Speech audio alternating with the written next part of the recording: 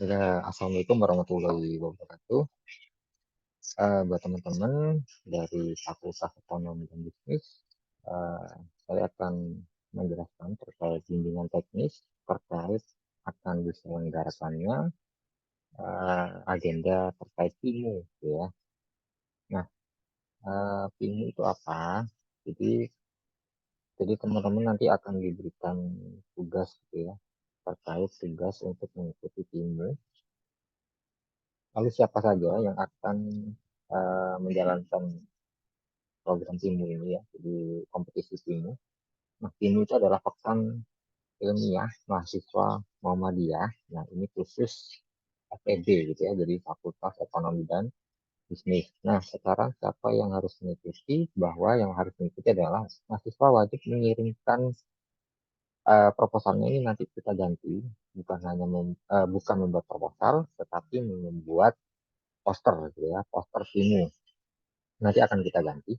Jadi yang harus mengikuti itu adalah khusus angkatan 2021, angkatan 2022, angkatan 2023, kecuali mahasiswa yang mengikuti program kampus Merdeka.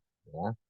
Nah, mata kuliah apa yang harus mengikuti PIMU ini adalah kalau angkatan 2023 dari manajemen yaitu teman-teman yang mengampu mata kuliah pengantar ilmu manajemen dan bisnis, dan kalau dari akuntansi adalah yang mengampu pengantar ilmu manajemen dan bisnis juga ya. Nah, angkatan 2022 adalah dari manajemen yang mengampu mata kuliah bisnis kreatif, dan dari akuntansi yang mengampu mata kuliah pengantar ekonomi. Lalu dari angkatan 2021 dari manajemen yang mengampu mata kuliah entrepreneurship dan business innovation, dan dari akuntansi yang mengampu manajemen strategi. Jadi seperti itu. Nah, perhatikan ini ya. Jadi kalau teman-teman merasa mengampu mata kuliah ini, wajib mengikuti agenda dari PIMU, ya, Pekan Ilmiah Mahasiswa Muhammadiyah. Nah, tugasnya apa? Tugasnya eh, syaratnya PIMU ini ya. Jadi teman-teman silakan nanti membuat sebuah poster ilmiah dan membuat prototipe produk atau ide dari teman-teman. Nah, apa sebenarnya PIMU itu? Jadi Pekan Ilmiah Mahasiswa Muhammadiyah. Kenapa disebut ilmiah? Gitu ya. Jadi ilmiah adalah segala sesuatu yang bersifat keilmuan didasarkan pada ilmu pengetahuan atau memenuhi syarat atau kaidah ilmu pengetahuan. Jadi segala sesuatu yang dibuat berdasarkan kaidah ilmu pengetahuan dapat disebut ilmiah. Nah, teman-teman, makanya idenya harus bersifat ilmiah, gitu ya. Nah, idenya di, dituangkan dalam bentuk apa? Yaitu dituangkan dalam membuat sebuah poster ilmiah. Apalagi saya akan kasih contohnya bagaimana membuat sebuah poster ilmiah. Di mana poster ini harus memuat beberapa bab gitu ya. Jadi yang pertama adalah latar belakang masalah, lalu tujuan, lalu kelebihan dari ide teman-teman apa, lalu target pasarnya siapa jika teman-teman nanti mengikuti skema yang kewirausahaan, lalu mitranya siapa jika skemanya adalah pengabdian masyarakat, dan metode pelaksanaan nanti bagaimana, serta ini yang wajib ya, yaitu harus ada daftar pustaka atau referensi dari jurnal. Inilah yang membedakan nanti posternya teman-teman yang bersifat ilmiah dengan poster-poster yang seperti yang lainnya gitu ya. Nah, nanti jika teman-teman sudah membuat posternya atau dapat idenya gitu ya, yang penting dari PIMU ini adalah teman-teman bisa menghasilkan gagasan atau ide untuk menyelesaikan sebuah masalah. Nah, jika teman-teman sudah menemukan idenya, nanti teman-teman wajib membuat prototipe produk atau ide atau gagasan yang sudah teman-teman pilih. Nah, yang pertama adalah foto prototipe produk atau foto saat membuat prototipe produknya. Nah, ini yang fotonya dimasukkan ke dalam posternya nantinya. Lalu, jika terpilih menjadi 20 besar, prototipe produk harus dibawa untuk dipresentasikan kepada Dewan Juri. Nanti jadwalnya akan kita sampaikan di mana nanti upload poster itu terakhir tanggal 3 Januari 2024, gitu ya. Nah, sekarang saya akan memberikan contoh-contoh bagaimana poster ilmiah itu dimulai dari latar belakang masalah, gitu ya. Saya contohkan.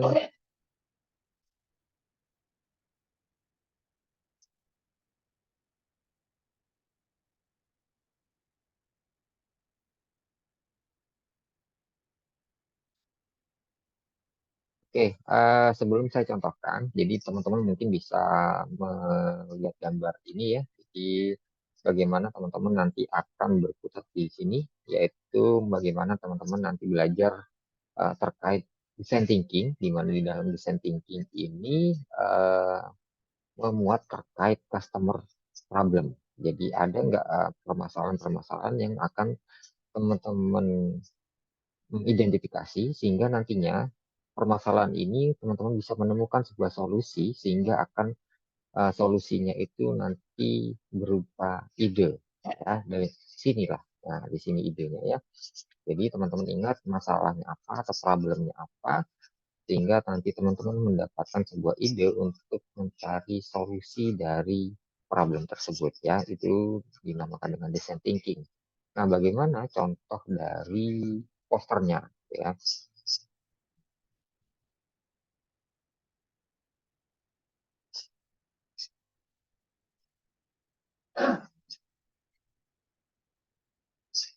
Saya berikan contoh dari poster nggak ada di sini.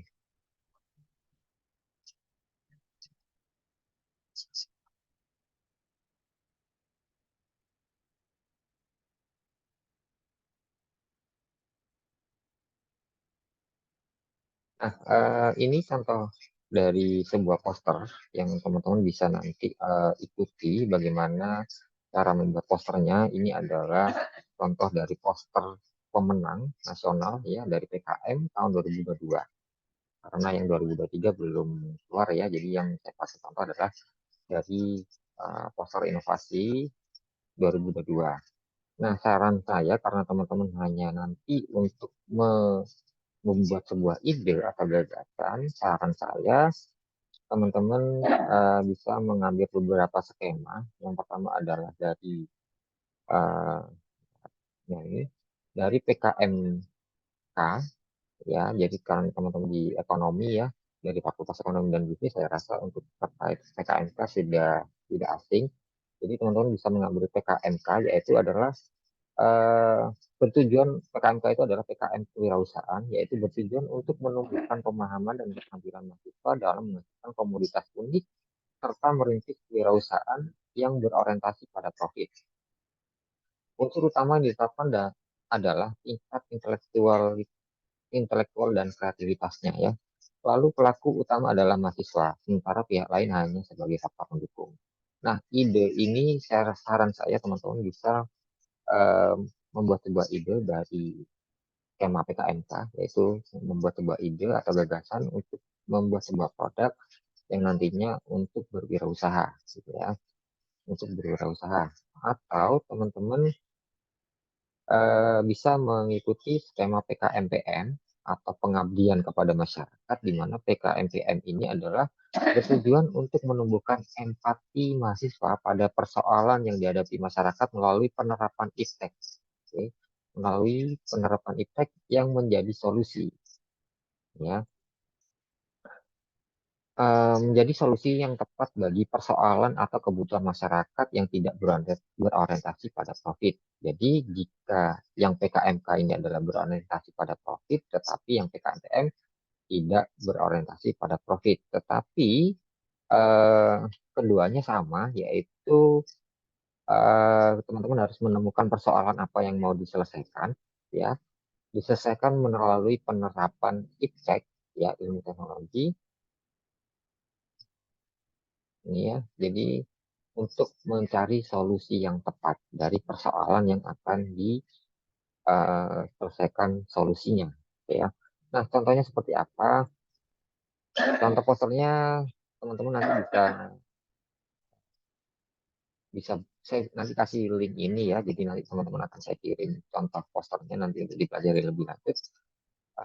Contohnya di sini adalah ada sebuah produk yaitu Sieka. Nah, Sieka ini adalah produk inovasi deterjen biodegradable daun sengon berteknologi enzim spesial sebagai upaya mencegah pencemaran ekosistem air akibat limbah deterjen. Oke, berarti ini dibuat dari daun sengon untuk membuat sebuah sabun ya, membuat sabun untuk mengurangi eh, pencemaran air akibat limbah deterjen. Nah, sekarang berarti di sini ada permasalahannya. Jadi dari produk ini, kenapa produk ini muncul? Karena adanya sebuah permasalahan. Permasalahannya apa?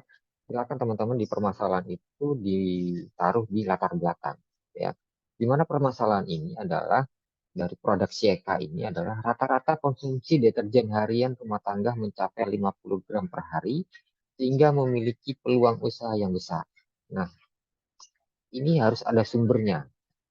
Nah, sumbernya di sini dari Supriyadi dan kawan-kawan tahun 2020.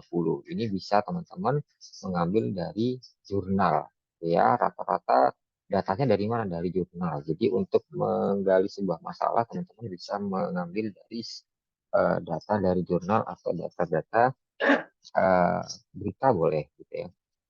Nah, di sini berikutnya ada latar belakang kedua yaitu pencemaran limbah deterjen menimbulkan gangguan kesehatan seperti iritasi kulit, luka bakar, sakit kepala, dan gangguan paru-paru. Nah, ini juga berdasarkan dari penelitian atau bersifat ilmiah, gitu ya, berdasarkan dari jurnalnya Yuliani DKK 2015. Nah,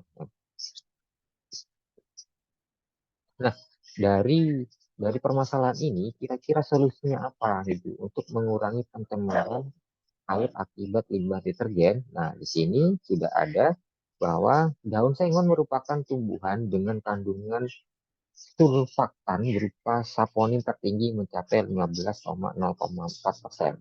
Ini berdasarkan jurnalnya Maranggi. Oke, dari sini sudah ketemu bahwa masalahnya apa dan solusinya apa. Jadi solusinya yaitu membuat uh, sabun untuk mengurangi pencemaran yaitu yang terbuat dari daun sengon. Oke, yang pertama adalah bahwa poster harus memuat latar belakang. Ya, latar belakang itu masalahnya apa yang perlu digali dan solusinya apa, silakan teman-teman untuk mencari dari jurnal. Lalu, teman-teman juga harus memuat sebuah tujuan. Tujuannya apa?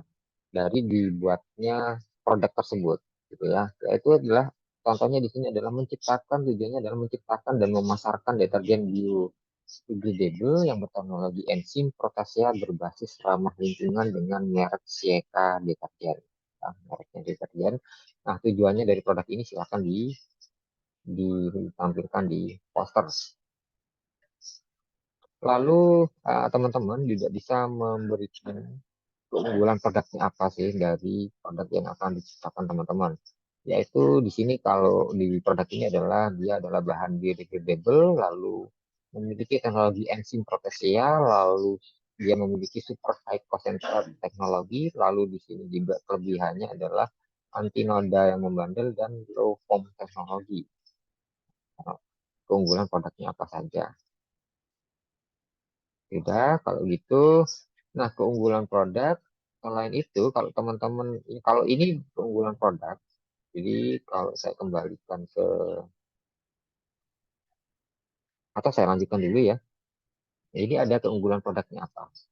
Nah, di sini teman-teman juga di keempat itu bisa menampilkan terkait, bentar, ini nggak ada ya, terkait target pasar ya, Pak ya. Nah, seandainya ini adalah produk kopi, target pasarnya siapa? Silakan teman-teman tentukan target pasar dari produk kalian apa gitu ya. Nah, kalau seandainya di sini kita kembali lagi ke produk CK yang digunakan untuk mencuci, berarti target pasarnya mungkin adalah ibu-ibu rumah tangga gitu ya. Ini ada. Nah, di sini ya, ini ada targeting target pasarnya adalah siapa, produk ini adalah untuk ibu rumah tangga gitu ya. Tapi kalau teman-teman ikut yang PKM, skema pengabdian masyarakat, targetingnya diubah mitra gitu ya. Mitranya siapa yang mau diajari untuk membuat sabun seperti ini, katakanlah ibu-ibu PKK akan saya ajari terkait membuat eh, sabun yang ramah lingkungan katakanlah. Jadi ada mitra di sini ya, ada mitra. Nah, lanjut berarti kalau PKM kewirausahaan skemanya di situ adalah target pasarnya siapa, tapi kalau PKM kewirausahaan di situ mitranya siapa yang mau diajari ya, mau diselesaikan permasalahannya. Selanjutnya di poster juga harus memuat terkait metodenya, metode yang dijalankan seperti apa. Kalau di sini adalah metode produksinya, yang pertama adalah dikeringkan daun sengon dikeringkan, lalu melalui proses maserasi daun sengon, lalu evaporasi hasil maserasi, lalu quality control dan pengemasan produk dan pemberian warna dan pewangi serta maaf dari evaporasi hasil. Lalu keempat yaitu penimbangan dan pemanasan bahan. Lalu kelima adalah pemberian warna dan pewangi serta quality control dan pengemasan produk.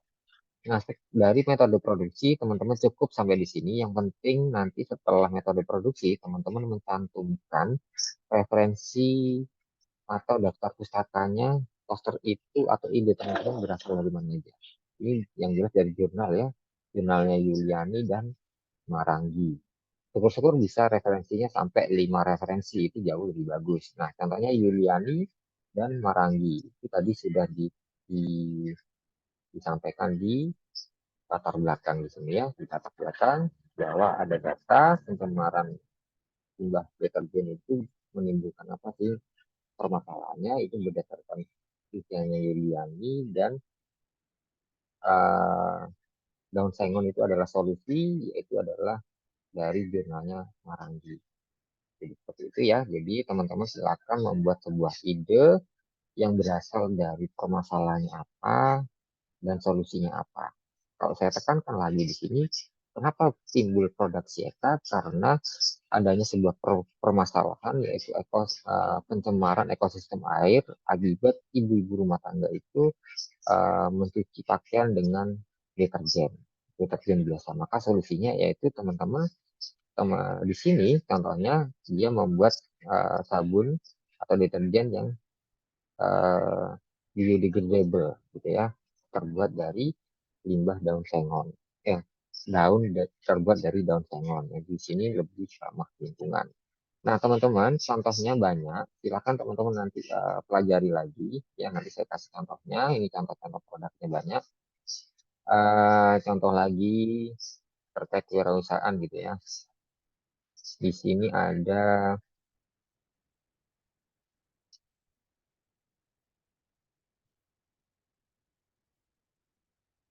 nah, contohnya di sini adalah dry bed, yaitu solusi praktis mandi tanpa air dan upaya mengurangi limbah cair. Ada masalah apa dengan produk ini kok tiba-tiba muncul produk ini gitu ya. Nah, di latar belakang bisa ditunjukkan di sini adalah peningkatan wisatawan di seluruh Indonesia sebanyak 274% dari bulan Juli dan Agustus. Ya, lalu sulitnya akses air bersih yang dialami oleh para pecinta alam yang sedang mendaki dan wisata yang berkunjung ke beberapa wilayah dengan sanitasi yang buruk di Indonesia. Jadi intinya, kalau teman-teman di sini masalahnya siapa yang mau diangkat adalah target pasarnya, berarti dia adalah para penyinta alam, lalu orang yang suka berpergian, lalu orang yang sakit, ya, wisatawan, dan kondisi mendesak. Ini adalah permasalahan mereka yang teman-teman akan ciptakan solusinya. Jadi kayak contohnya penyinta alam, dia tidak bisa mandi kalau dia di atas gunung, maka solusinya bisa menggunakan dry bed, ya, mandi di atas gunung dengan menggunakan dry bed. Nah, berarti ada masalah dan ada solusi. Nanti jangan lupa nanti diberikan uh, dapat ini ya referensinya dari mana. Gitu ya. Nah, ini yang contoh-contoh dari produk yang teman bisa lihat sendiri. Lalu kalau contohnya dari pengabdian masyarakat gitu ya.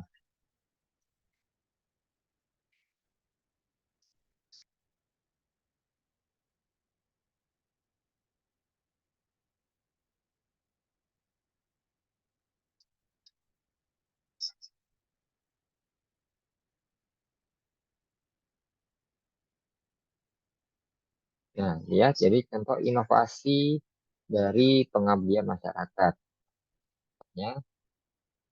Nah, contohnya di sini adalah mereka mempunyai ide terkait metode Warrior Five Mission. Ya, dia di sini ada tujuannya adalah penguatan jiwa wirausaha melalui metode mission based learning pada anak pasar Wilang khusus sekolah sebagai upaya perbaikan kualitas hidup di masa depan. Jadi kalau teman-teman mengetahui ada sebuah permasalahan, maka ciptakan solusinya, gitu ya. Nah, di sini latar belakangnya bagaimana? Nah, di sini ada dia membuat latar belakang yaitu terdapat 1.884 anak putus sekolah di Kabupaten Bogor tahun 2021. Nah, ini berdasarkan data. Nanti teman-teman datanya ditaruh di referensi, datanya dari mana?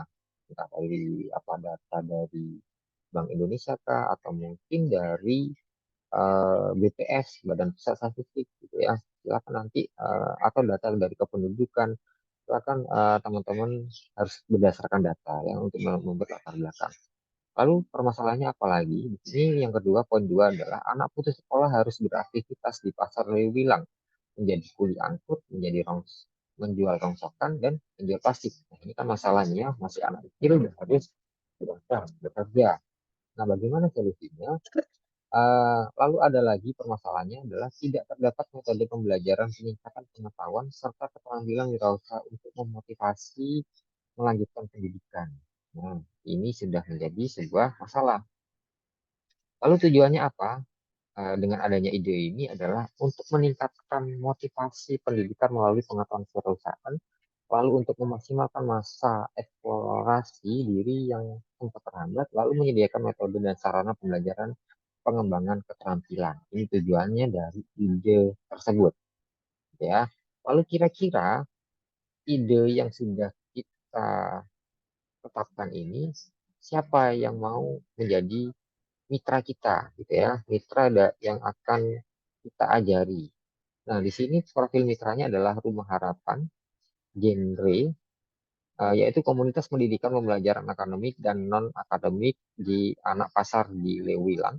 Lalu sasarannya adalah anak pasar Lewilang putus sekolah yang berusia 8 sampai 15 tahun. Jadi kalau PKM kewirausahaan harus PKM PKM pengabdian masyarakat di sini harus mencantumkan siapa mitranya, gitu ya. Lalu metodenya bagaimana? Di sini metode yang akan diterapkan oleh mereka adalah mereka memiliki metode pertama adalah mission based learning dan pendekatan kewirausahaan. Jadi mereka akan mengajar di sana gitu ya di mitranya itu. Lalu metodenya adalah membuat sekretariat rumah harapan genre pasar Lewilang yang akan dijalankan pada 1 Juni sampai 28 September. Sehingga nanti totalnya ada 11 pertemuan. Jadi di dalam 11 pertemuan ini mereka teman-teman akan mengajari anak-anak yang putus sekolah dengan keterampilan kewirausahaan. Itu adalah metodenya. Gitu ya. Di sini teman-teman kalau di PPKM kewirausahaan bisa menambahkan di alur pelaksanaannya, yaitu membangun pola pikir, lalu ada motivation class, coaching class, lalu kreatif class, lalu selling class, dan the day of warrior. Gitu ya. Nah, Pak, bagaimana kira-kira prototipe produknya yang harus dibawa? Kalau teman-teman ini jasa, ini kan jasa ya, jasa ngajari teman-teman anak putus sekolah. Jadi teman-teman bisa membuat prototipe produknya mungkin katakanlah Pak nanti yang kita ajari kita berikan buku saku. Contohnya. Teman-teman bisa nanti membawa buku sakunya, ya buku saku gimana step by stepnya ngajari anak-anak yang di sekolah tersebut atau anak-anak yang kepingin diajari terkait kewirausahaan. Nah, teman-teman bisa membuat buku sakunya, gitu ya. Tapi kalau full jasa gimana Pak? Ya, kalau full jasa ya cukup dari alur pelaksanaannya aja, nggak apa-apa, tanpa membuat prototipe produknya. Dan yang terakhir yang paling penting adalah di referensi yang harus ada ya. Jadi ini adalah dari referensinya bisa diambil dari Badan Pusat Statistik, lalu ada HAS dan Tohaga. Gitu ya. Jadi itu adalah contoh tugas teman-teman yaitu membuat sebuah poster baik itu skema kewirausahaan untuk menghasilkan sebuah produk barang atau jasa ataupun membuat sebuah poster terkait pengabdian kepada masyarakat gitu ya. Kira-kira ada masalah apa dan tunjukkan solusinya seperti apa. Nah, itu adalah contoh dari sebuah poster. Nah, kalau teman-teman saya ingatkan lagi bahwa jika produk atau ide atau gagasan teman-teman berupa jasa, teman-teman boleh tidak membuat sebuah prototipe produk. Kalau saya kembalikan ke sini, bentar.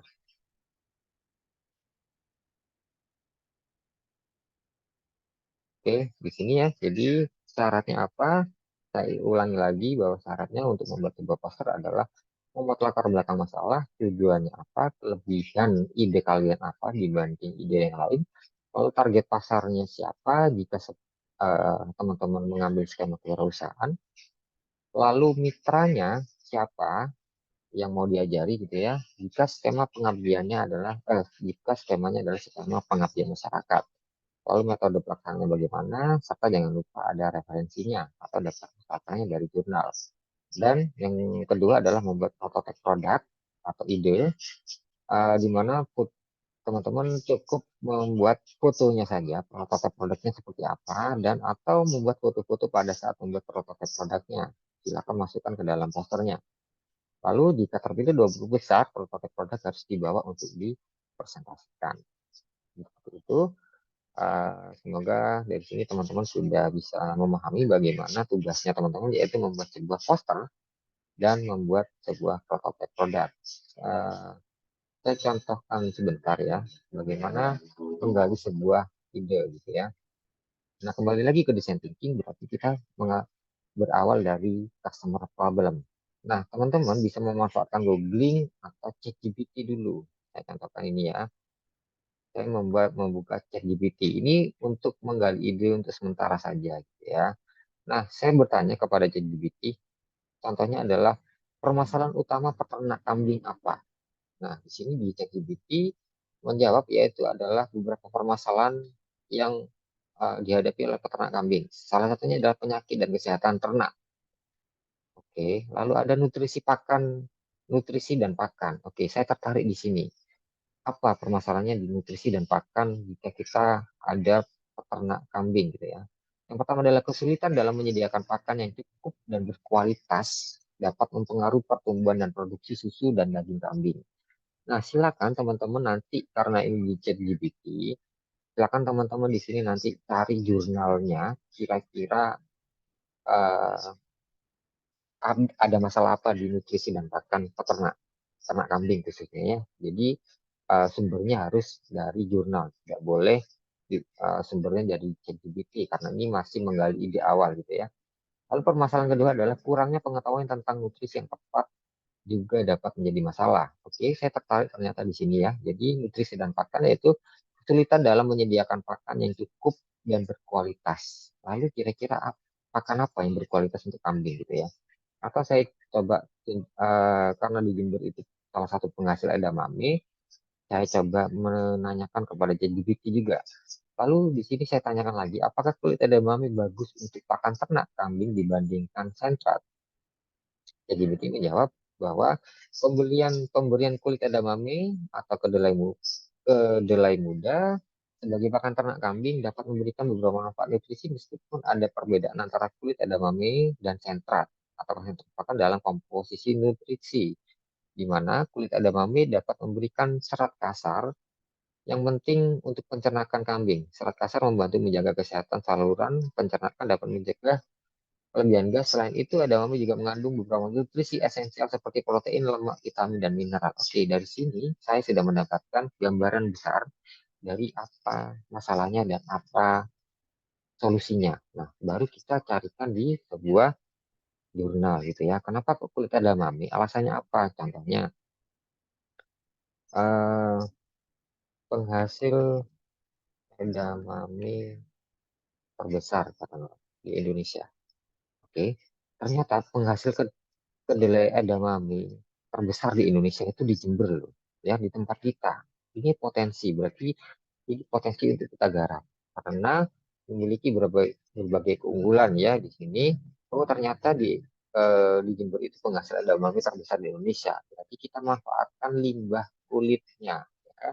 Limbah kulitnya bisa menghasilkan rata-rata bisa menghasilkan 10 sampai 20 ton, bahkan bisa lebih banyak sekali ya. Jadi nanti limbahnya juga akan banyak terkait kulitnya gitu ya. Nah, kalau kita mau kembangkan lagi, bisa kita cari jurnalnya. Saya contohkan di sini. Nah, di sini ya. Eh, saya contohkan, saya tanya di sini saya contohkan di sini adalah perbandingan nutrisi kulit edamame jurnal PDF. Oke, saya coba klik yang ini ya. Pemanfaatan silase kulit kedelai edamame. Nah, ini jurnal sudah. Nah, ini berarti jurnalnya Mbak Oktaviani dari Universitas Brawijaya, ya. Nah, di sini bisa kita baca dari hasilnya bahwa eh, pemberian pakan silase kulit edamame 70% dan penambahan tumpi jagung 15% dan konsentrat 15% dapat menurunkan nilai konversi pakan sebesar 5,30 ya. Saran dari penelitian yaitu silase pakan lengkap T3 dapat diberikan kepada ternak sebagai pakan alternatif saat musim kemarau. Nah, ini kan sudah hasil dari penelitian ya, sudah ilmiah bahwa nanti pada saat musim kemarau kita bisa memanfaatkan kulit edamame sebagai pakan ternak. Jadi ya, teman-teman bisa kembangkan lagi bagaimana memanfaatkan kulit edamame untuk pakan ternak. Cari jurnalnya lagi ya. Atau penasaran kulit edamame itu mengandung apa atau edamame itu kandungannya apa. Nah, bisa teman-teman cari jurnalnya lagi. Contohnya ini jurnal dari karakteristik fisik dan karakteristik kimia dan fisik tingkat kesukaan panelis pada snack bar, tepung edamame dan tepung kacang hijau atau flash talas. Ya. Ini juga membuat sebuah makanan dari edamame. Tapi saran saya, teman-teman jangan membuat uh, terkait makanan minuman untuk dikonsumsi manusia gitu ya. Idenya usahakan untuk ternak atau budidaya atau untuk pertanian itu jauh lebih bagus daripada teman-teman nanti membuat minuman pencegah kolesterol dari kulit apa. Jangan, udah nggak musim ya. Jadi saran saya jangan untuk dikonsumsi manusia, saran saya adalah untuk ternak atau mungkin idenya untuk budidaya atau mungkin untuk manusia boleh. Contohnya mungkin minyak minyak urut dari kulit manggis untuk mencegah kolesterol. Nah, itu boleh. Selama itu tidak diminum atau dimakan manusia gitu ya. Karena efeknya nanti besar kalau gagal gitu ya. Nah, itu adalah contoh dari teman-teman bagaimana menggali sebuah permasalahan bisa menggunakan ChatGPT dulu ya sebagai sumber awal. Nanti teman-teman bisa kembangkan ke mencari cari jurnal-jurnal pendukungnya. Seperti itu ya.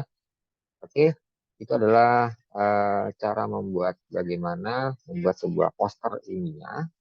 Jadi semoga teman-teman dari Bintek ini bisa dipahami dan eh, harapan saya teman-teman nanti bisa mengerjakan semua, membuat poster dan prototipe produknya yang berawal dari sebuah masalah apa yang akan diselesaikan solusinya sehingga nanti menghasilkan sebuah ide atau gagasan dari teman-teman. Oke, itu yang bisa saya sampaikan dari teks. Kalau teman-teman masih ada pertanyaan, kita bisa WA. Kita akan segera ya. Jadi itu ada nomor-nomor WA yang bisa dihubungi. Jadi itu yang bisa saya sampaikan dari Bintek IMU 2023. Kurang lebihnya mohon maaf. Assalamualaikum warahmatullahi wabarakatuh.